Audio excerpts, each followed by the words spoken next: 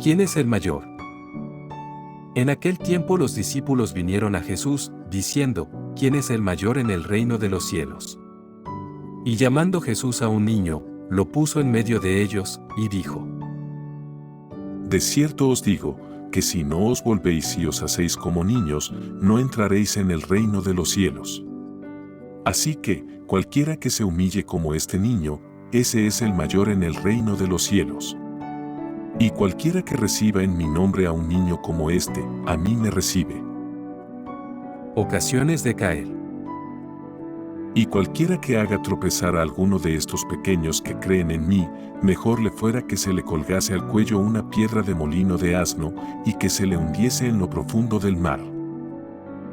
Ay del mundo por los tropiezos, porque es necesario que vengan tropiezos, pero ay de aquel hombre por quien viene el tropiezo.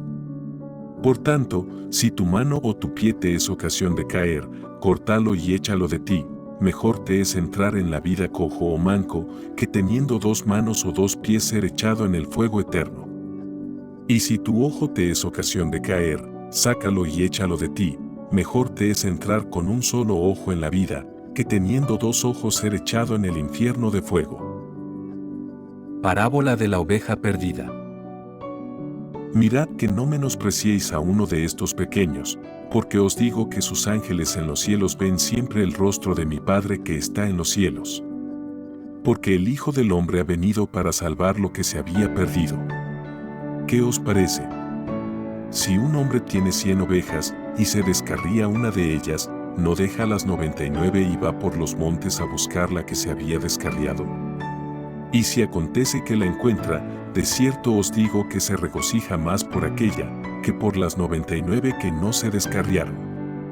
Así, no es la voluntad de vuestro Padre que está en los cielos, que se pierda uno de estos pequeños. ¿Cómo se debe perdonar al hermano? Por tanto, si tu hermano peca contra ti, ve y repréndele estando tú y él solos. Si te oyere, has ganado a tu hermano. Mas si no te oyere, toma aún contigo a 1 o 2, para que en boca de 2 o 3 testigos conste toda palabra. Si no los oyere a ellos, dilo a la iglesia, y si no oyere a la iglesia, tenle por gentil y publicano. De cierto os digo que todo lo que atéis en la tierra, será atado en el cielo, y todo lo que desatéis en la tierra, será desatado en el cielo. Otra vez os digo, que si 2 de vosotros se pusieren de acuerdo en la tierra acerca de cualquiera cosa que pidieren, les será hecho por mi Padre que está en los cielos.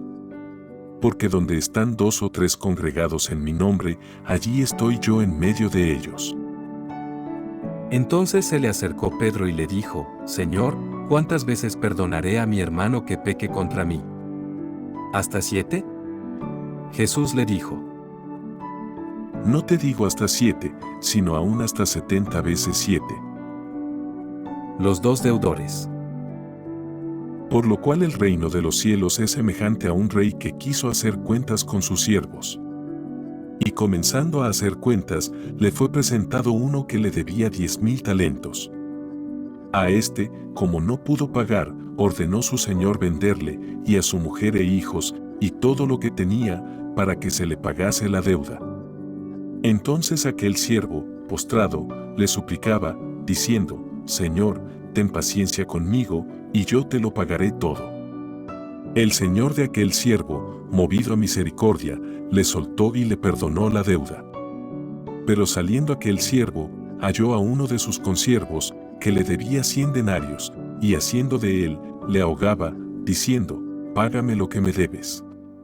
Entonces su consiervo, postrándose a sus pies, le rogaba diciendo: Ten paciencia conmigo, y yo te lo pagaré todo. Mas él no quiso, sino fue y le echó en la cárcel, hasta que pagase la deuda. Viendo sus consiervos lo que pasaba, se entristecieron mucho, y fueron y refirieron a su señor todo lo que había pasado. Entonces, llamándole su señor, le dijo: Siervo malvado, toda aquella deuda te perdoné, porque me rogaste. ¿No debías tú también tener misericordia de tu consiervo, como yo tuve misericordia de ti? Entonces su señor, enojado, le entregó a los verdugos, hasta que pagase todo lo que le debía. 35 Así también mi Padre Celestial hará con vosotros si no perdonáis de todo corazón cada uno a su hermano sus ofensas.